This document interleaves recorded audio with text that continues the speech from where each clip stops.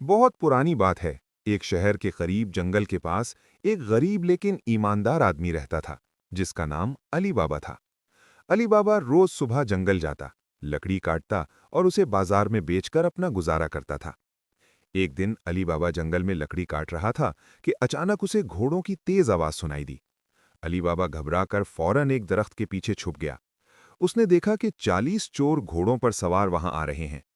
चोरों का सरदार आगे बढ़ा और जोर से बोला, खुल जा सिम सिम।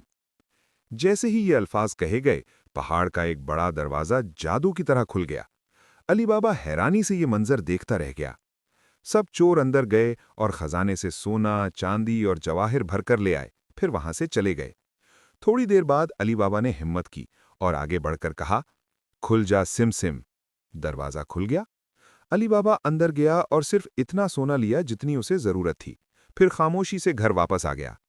घर आकर अली बाबा ने अपनी बीवी को सारी बात बता दी। दोनों ने वादा किया कि वो कभी लालच नहीं करेंगे। कुछ दिन बाद चोरों को पता चला कि कोई और भी उनके खजाने का राज जानता है। ये सुनकर चोर बहुत गुस्से में आ गए और अली बाबा को पकड़ने का प्लान बनाया। अली बाबा के घर एक बहुत होशियार और बहादुर खादिमा रहती थी, जिसका नाम मोर्गियाना था। उसने चोरों की चाल पहचान ली। जब चोर तेल के मटकों में छुपकर घर आए, मोर्गियाना ने अपनी अक्ल और हिम्मत से उन सबको नाकाम बना दिया।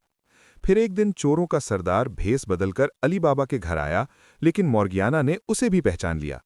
डांस के बहाने उसने उस चोर को पकड़ लिया और शहर वालों को बुला लिया। इस तरह 40 चोर का हमेशा के लिए खात्मा हो गया और शहर महफूज हो गया। अली बाबा ने मोर्गियाना का बहुत शुक्रिया अदा किया और उसे अपनी बेटी जैसा दर्जा दिया। अली बाबा और उसका घराना इज्जत, खुशी और सुकून से रहने लगे।